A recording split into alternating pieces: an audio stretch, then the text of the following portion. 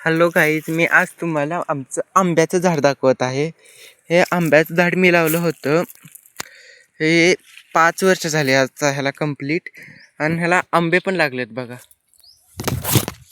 बघा मस्त आंबे लागलेत. हे पहिलाच फेर आहे ह्याला आंबे लागलेले. चांगले आंबे लागलेत ह्याला. पहिल्यांदाच इतके चांगले आंबे लागलेत. आणि 5 वर्षाचं गावरान झाड आहे बघा. हे गावरान आंब्याचं झाड आहे. हे उंच पण जास्त झालेलं आहे. गावरान आंब्याच्या झाडाला 5 वर्षांनी तऊर लागतो.